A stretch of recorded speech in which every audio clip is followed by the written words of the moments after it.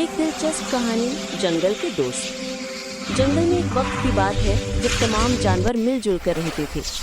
उनमें एक चालाक और होशियार बिल्ली विस्कर्स भी रहती थी। विस्कर्स को कहानियां सुनना और सुनाना बहुत पसंद था।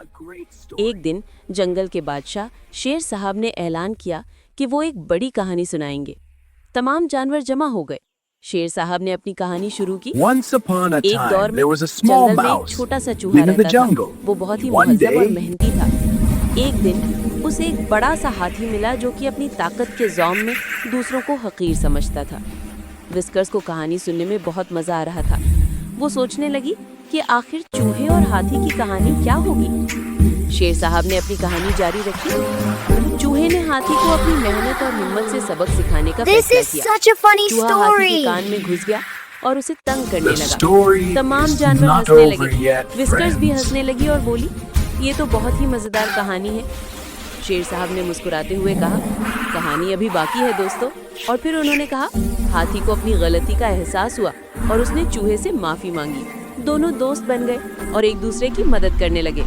तमाम जानवर तालियां बजाने लगे। विस्कर्स ने सोचा, ये कहानी तो वाकई दिलचस्प थी। इससे हमें ये सीखने को मिलता है कि ताकत से ज्यादा अक्ल और मेहनत अहम होती है। इख्तिताम। उस दिन के बाद विस्कर्स और बाकी जानवरों ने अपनी जिंदगी में मेहनत, हिम्मत और दोस्ती की अहमियत को समझा और उस पर अमल करने की कोशिश की, और जंगल में हमेशा के लिए अमन और खुशहाली का दौर शुरू हो गया। सबक।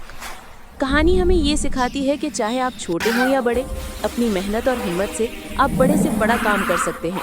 और सबसे अहम बात, दोस्ती और माफ़ी का जज्बा हमें मजबूत बनाता है। दिलचस्पी के नुकात। जानवरों की कहानियाँ हमेशा दिलचस्प होती हैं। मेहनत और हिम्मत कामयाबी की कुंजी है। दोस्ती और माफ़ी बहुत अहम है।